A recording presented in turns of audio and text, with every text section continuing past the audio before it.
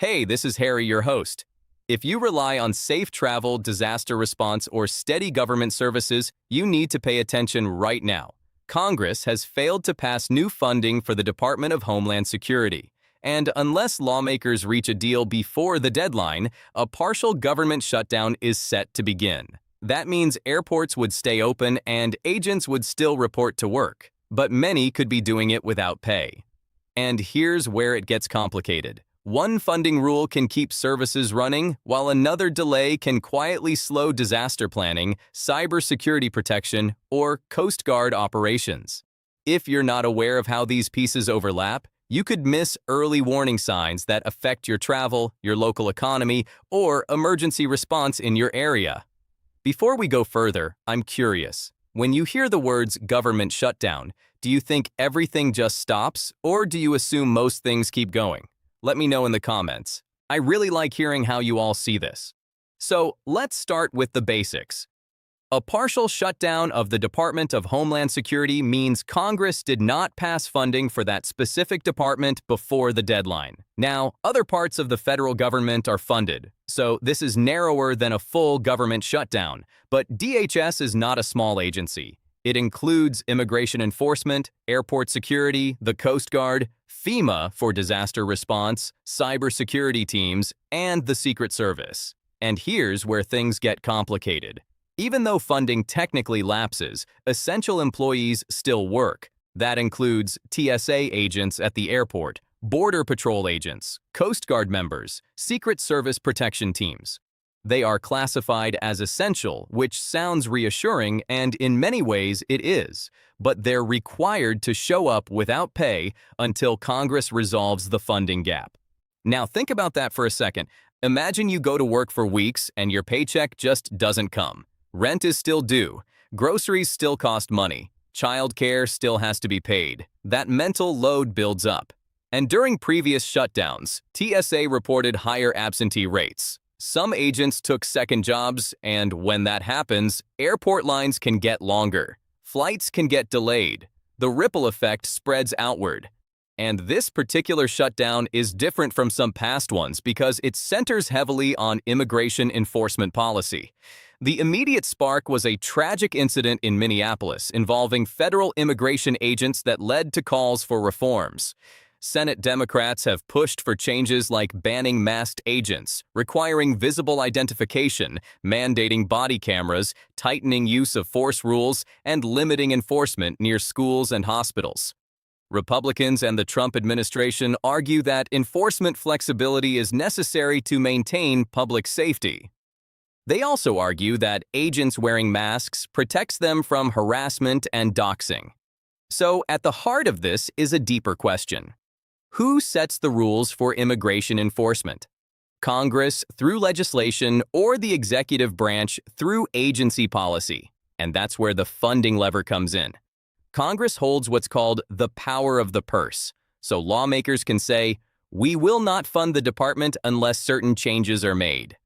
That's a powerful tool, but it's also a risky one because while politicians negotiate, real people keep working without pay.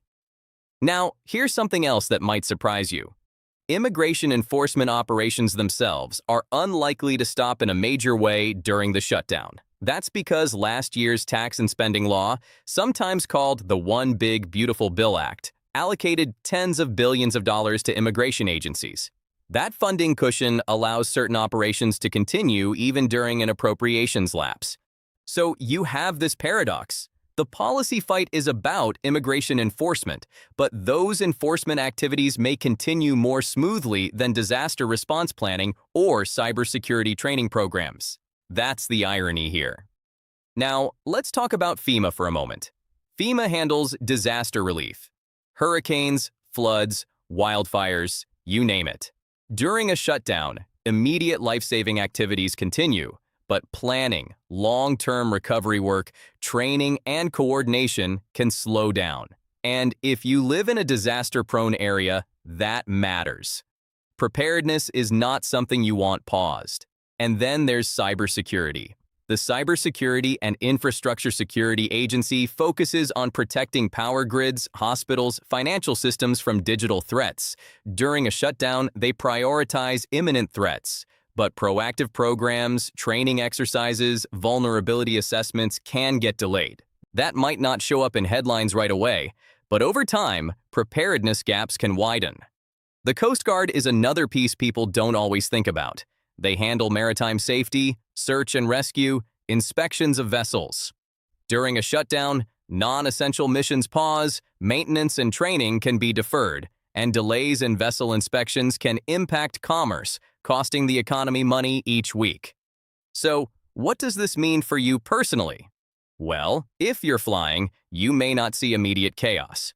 TSA agents will still be there, but if absentee rates rise, lines can grow. If you rely on FEMA coordination in your region, there could be slower movement on recovery or grants.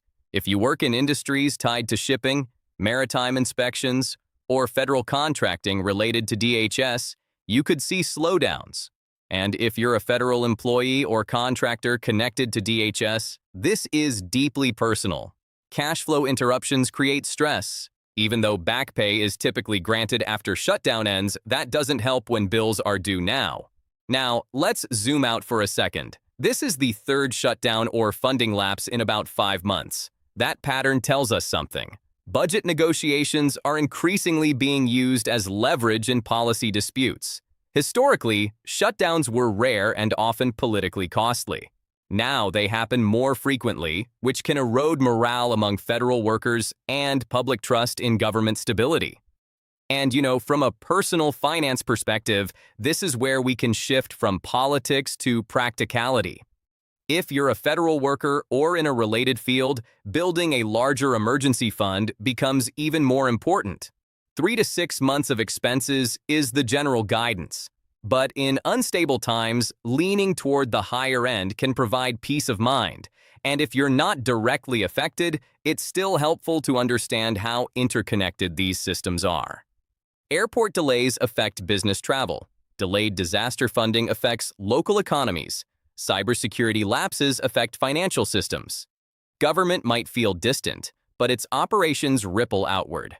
Another thing to consider is the philosophical debate happening here.